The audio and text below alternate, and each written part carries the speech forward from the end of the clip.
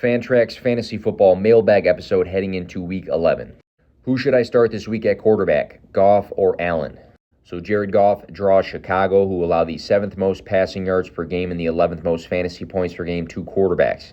Josh Allen gets the Jets, who rank 26th in fantasy points per game allowed and allow the 3rd least passing yards per game this season.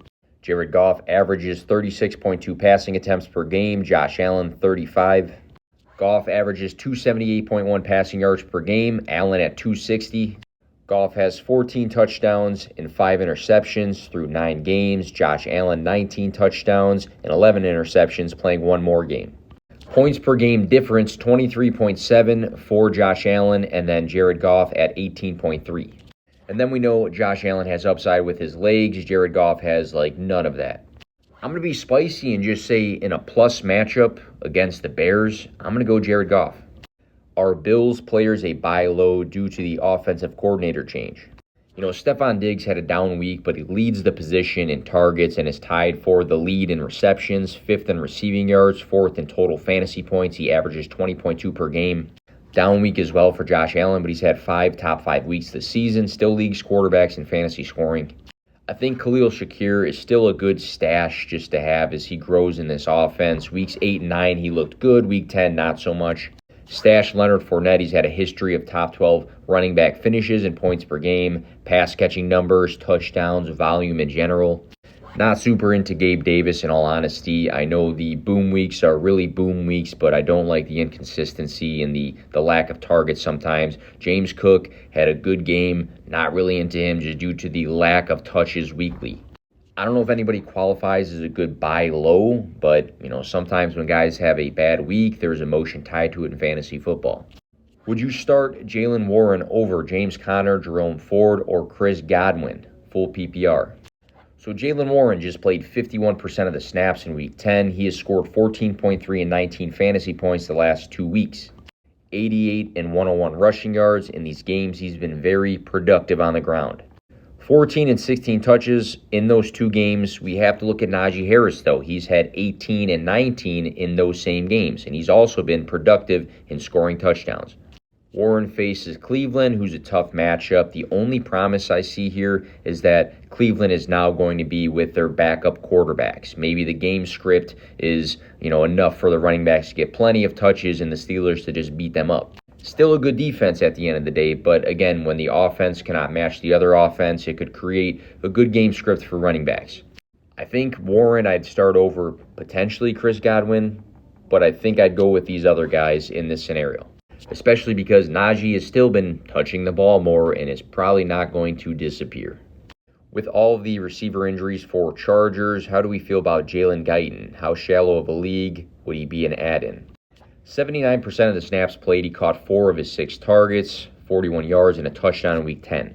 Looking back, though, to the history of Jalen Guyton, he's played over 50% in most of the 2020 and 2021 season games, but only was targeted 55 and 48 times. I always think back to 2020 where he ran the 13th most routes, but he earned the 77th most targets for the position.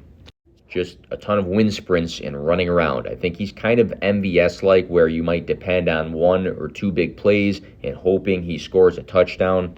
Keenan Allen might be banged up. QJ, Quentin Johnston is rising. Everett gets some looks. Parham is a guy that gets looks in the red zone. Austin Eckler eats when it comes to targets. I'm not super interested unless I'm in a very, very deep league format. The absolute hardest KTC question via tight end position, Laporta, Kincaid, McBride. Basically asking who I prefer rest of season here. So Laporta this season has had fantasy finishes as the tight end 8, the tight end 8, the tight end 1, the tight end 5, the tight end 10, and the tight end 5. 3 weeks over 19 fantasy points. Through 9 games, he ranks 4th in targets, 4th in receptions, 5th in receiving yards, and he scored 4 touchdowns. Dalton Kincaid, tight end 7, tight end 8, tight end 8, tight end 4 the last 4 weeks. Games of 75, 65, 81, 51 receiving yards during the span for Dalton Kincaid. Dawson Knox is on the IR, but he's earned a substantial role in the Buffalo Bills offense. Which kind of reminds me of Trey McBride. He had Zach Ertz hit the IR, which meant his snap percentage and his usage went up. Tight end 12, tight end 1, tight end 2 fantasy finishes the season for McBride. He exploded last week with Kyler Murray for 131 receiving yards. 25.5 and 21.1 fantasy points in 2 out of 3 of his last games with 2 different quarterbacks in Arizona. All 3 of these guys have quarterbacks that can draw their upside, bring out the upside in them. All 3 of these guys can at least be the number 2 option in their offenses. And all 3 have displayed some good volume and receiving yards. I want to say McBride has the biggest upside of this group. Kincaid probably has the best offense and the best quarterback of this group. But I'm going with Laporta because he's shown us the most this season. He's had a ton of productive weeks. I feel like these other 2 guys are starting to trend up and look great, but it's been more recent. Laporta's been doing it the entire season. Would you trade in a keeper league for Tyreek Hill? Not keepable. If the cost was Puka, another minor piece, maybe Mitchell and picks. Basically, should I trade for Tyreek Hill? I can't keep him next year. Keeper leagues are interesting because they're not quite redraft, they're not quite dynasty. There's a lot of strategy that intermixes both of those, and this is a good example here. 1,076 receiving yards through 9 games. He's averaging 24.9 points per game. Tyreek Hill is a fantasy football monster.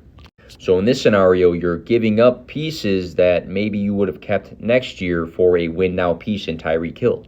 You have to just ask yourself, does my roster look good enough after adding Tyreek Hill to win a championship? And if the answer is yes, then I think you do make this move.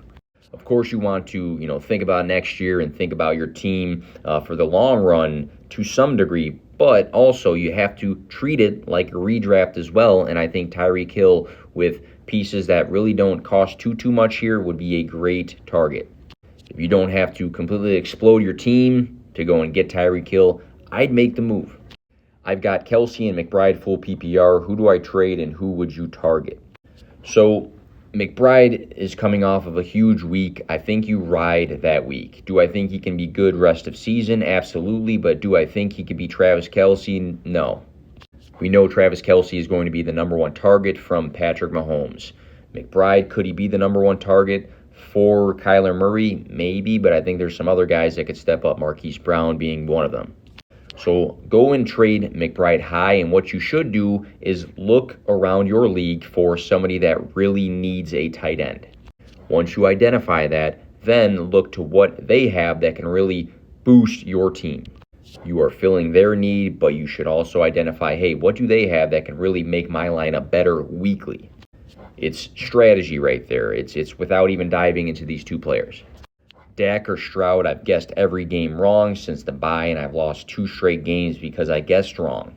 Love what CJ Stroud's doing this season. I mean, he's been amazing as a rookie. QB1 and QB9 across the last 2 games. But not many people are talking about Dak Prescott. QB1, QB3, QB2, QB1 across the last 4 weeks. 300-plus passing yards for 3 weeks in a row. 12 touchdowns across these 4 games through the air. He's had 2 on the ground. He's also been efficient, 70-plus completion percentage in 3 out of 4 of his last games. So while, C.J. Stroud's getting the hype because he's a rookie and he deserves it, Dak Prescott's been amazing for 4 weeks. So ride the hotter hand. That'll do it for the week. Follow us at Fantrax for consistent fantasy football content.